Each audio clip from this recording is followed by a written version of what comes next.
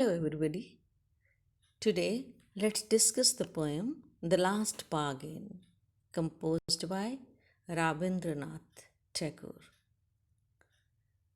Before I start with the explanation of the poem, let's have a glimpse of some information about the poet. Rabindranath Tagore was born on May 7, 1861, in Kolkata. He died at the age of 80 on August 7, 1941. His notable works include Gitanjali and Mansi. He was awarded Nobel Prize. The poem The Last Bargain is written in blank verse. Now let's try to understand what a bargain is.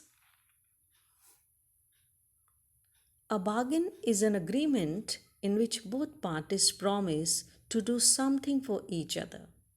Someone is looking for work, waiting to be hired. He strikes a bargain but thinks it worthless. He tries twice again but doesn't like either. Finally, in the last bargain, where he is hired for nothing whatever, he is happy as never before.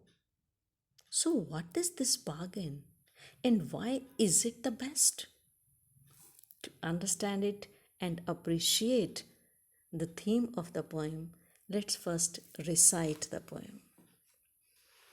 Come and hire me, I cried while in the morning I was walking on the stone paved road, sword in my hand. The king came in his chariot. He held my hand and said, I'll hire you with my power. But his power counted for naught, and he went away in his chariot. In the heat of the midday, the houses stood with shut doors. I wandered along the crooked lane. An old man came out with his bag of gold. He pondered and said, I'll hire you with my money. He weighed his coins one by one, but I turned away. It was evening. The garden hedge was all aflower. The fair maid came and said, I'll hire you with a smile. Her smile paled and melted into tears, and she went back alone into the dark. The sun glistened on the sand. The sea waves broke waywardly. A child sat playing with shells. He raised his head and seemed to know me and said, I hire you with nothing. From henceforward, that bargain struck in child's play made me a free man. So, this is the poem composed by Rabindranath Tagore. Before we begin with the explanation, let's try to understand what does the poet want to convey? What is the theme? What is the message of the poem? So, mainly there are two messages being conveyed through this poem. The first is worldly pleasures are fake. The speaker is offered power, wealth, and beauty. However, he finds them worthless and short living. For him, these worldly things do not give peace or joy to the soul. A king is always feared of losing his power. A wealthy man is always feared of losing his wealth. And a beautiful girl is always feared of losing her beauty. Hence, he rejects them all. So the poet wants to convey that all the worldly pleasures, all the materialistic pleasures, they are short lived, they are fake. And second message the poet is conveying through this poem is liberty.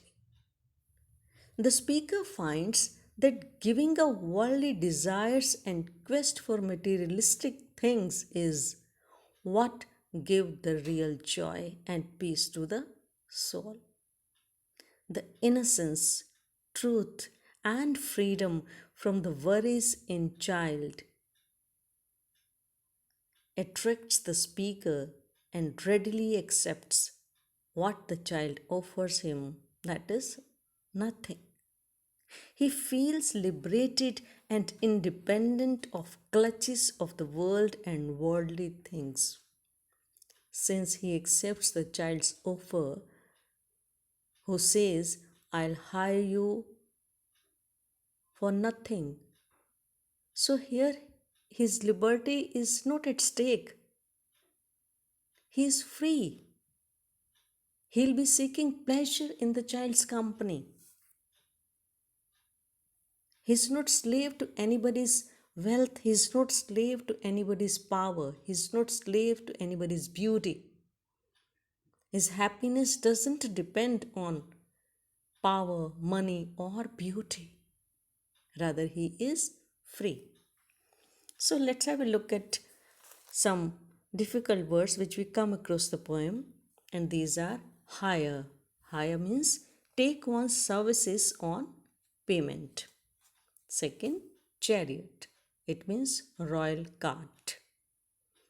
Another is pondered. It means thought. Hedge, fence. Paled. It means became weak. Glistened. It means shone. So now let's know some detailed explanation of the poem. The Last Bargain by Tagore is a poem composed in blank verse. It conveys a powerful message which is apt for today's materialistic world that no power, wealth, or lust can make us content. Means satisfied. We cannot feel satisfaction in power, wealth, or lust. Lucidity and innocence are unparalleled. The poem opens with the speaker walking on a stone paved road, which symbolizes that life is not smooth, means it has ups and downs, good times, bad times. Asking out to hire him. He came across a king who was riding on his chariot with a sword in his one hand. The king offered to hire the narrator with his power and authority. However, the power of the king had no value for the narrator and he thus moved ahead. During the midday, the speaker wandered along a twisted lane comprising of houses with shut doors. An old man with a bag of gold came out and offered to hire the speaker with his money.